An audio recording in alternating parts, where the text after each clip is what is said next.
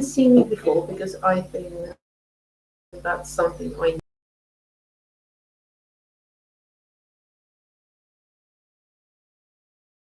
trainer and creator and basically coffee consult, basically everything coffee. But my main leg at the moment is training. Well, what's training? Because as we all know, time has changed and due to coronavirus, sorry, I'm just staring if there's a crazy cat. We've got a crazy dog in the house. There's a crazy cat that tries to sneak in, and he's definitely going to die if he does that.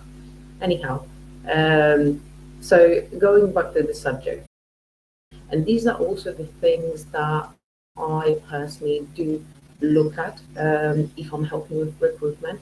These are the things that obviously can be thought, well, some of them.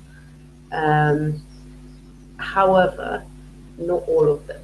So they simply make it or break it. So you might end up being the best barista on the planet, but still not land the job. And probably one of these reasons will be why. On the other hand, you might have no skill whatsoever, but it will help you land a job. And as for the business owner, these are things that traces they should be looking at. So number one thing that a barista should know is their product. So let's say you are a barista applying for a job. You want to know what coffee the owner of the facility you're going to is using. So whether it's their own roast or whether it's not. It doesn't take long to just walk in, have a quick question, have a quick chat, find out what they do, what they use. Great. On the other hand, if I am a customer and I'm walking into the coffee shop that I'm going to be leaving money for my coffee, if I'm asking a question, oh, where's the coffee from? I am not by any means expecting anyone to tell me the origin and altitude the coffee was grown, but general knowledge of what is the coffee. It's like, oh, I don't know, it comes from a packet. It's like, well, I figured that out. You don't grind a tree into my cup.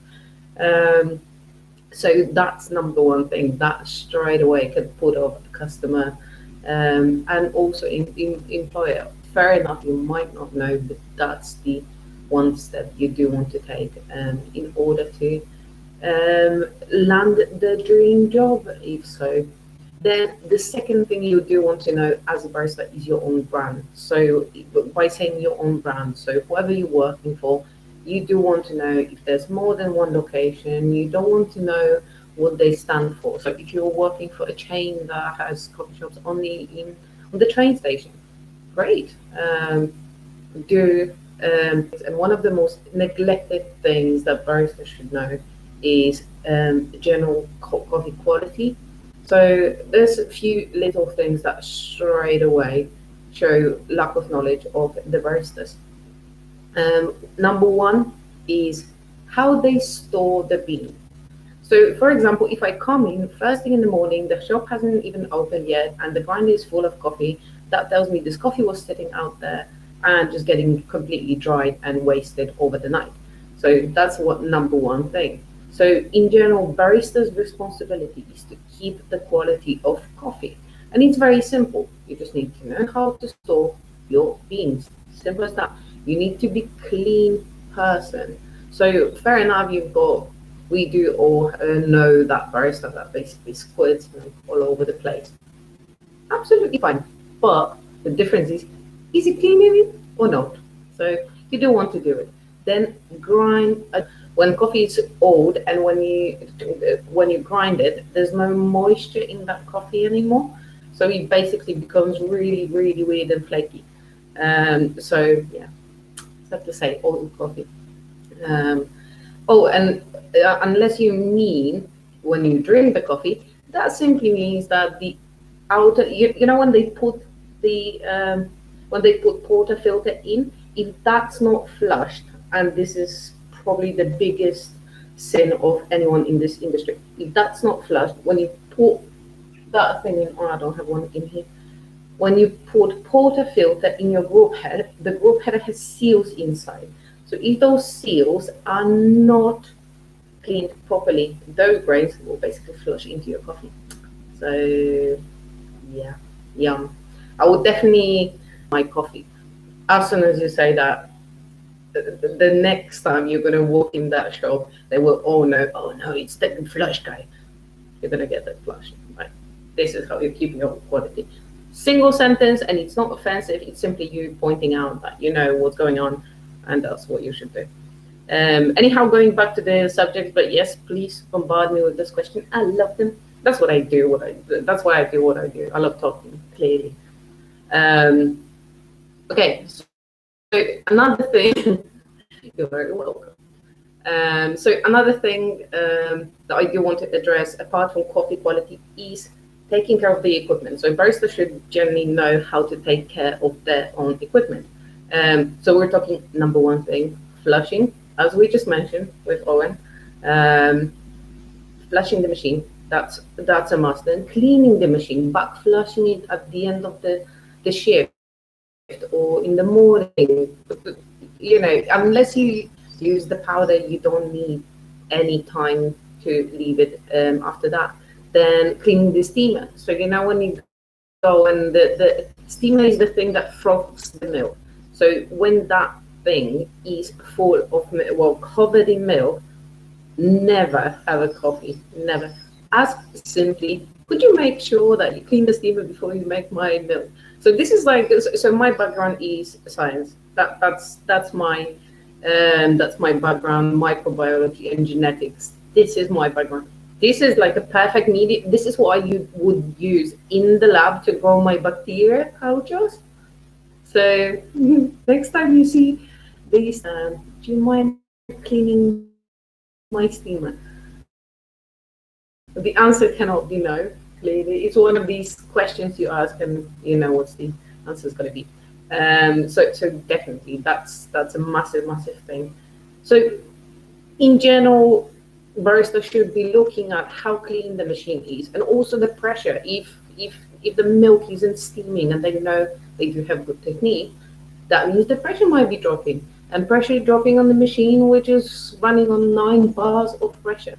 There's very few things that they should be looking at, but not everybody does, and that what makes the difference between baristas. And last but not least, probably, sorry, I'm gonna have my coffee. I'm basically talking, didn't have a coffee just yet. Yeah, I'm definitely having fun. So last but not least, the most important thing, in my opinion, and something that I do look at massively, and I always when they do hire the staff, is a people skill person. And what I mean by that is a person that can run the conversation. He's a genuinely kind and nice person. And I'm not saying the person that's going to run like a headless chicken and help everyone with everything, because that's not a good trait either. But someone who's genuinely nice, you can teach a skill, but you can't teach manners. So this is probably the most important thing that I would say is this is the most important characteristic of a good barista job. Just because you want to be making coffee, well, then I would massively suggest a massive chain that allows you not to talk to people, because otherwise you're going to be cancerous to all other stuff that I generally there for people, and you have to interact with people. So yeah, so that's definitely something that you have to be looking at, and also a good barista should be able to explain in a very nice manner. There's nothing worse than going to a coffee shop and asking a barista, "Oh, what's the difference between?" They give you the, well, obviously, it's like, well, obviously, I'm not having coffee, that sort of thing. In one sentence, they should be able to quickly answer you or simply ask you, "How do you like it?" and help you. That's the helpful person will always land the job, even if there's no skill whatsoever. So next time you're going to be applying for a job as a barista, be genuinely nice, and talk to people. So these are again, from and how it's preserved, but also the nice person in general. So these are the main things that I did want to address today. So in a very, very quick chat, but I am streaming every single day at 8 o'clock, just to let you know. I recently just started, and I'm probably going to do a little bit extra. I will hang around a little bit longer on YouTube and answer some more questions. Some more questions. Sorry, on I'm going to be sitting and talking to myself. I hope you enjoyed it, and I'm going to say goodbye to YouTube because I'm streaming both at the same time. So if you didn't catch up on something I said, you can always go to the YouTube Life Full of Beans and watch it, reverse it, and there's going to be some tips and also bullet points of the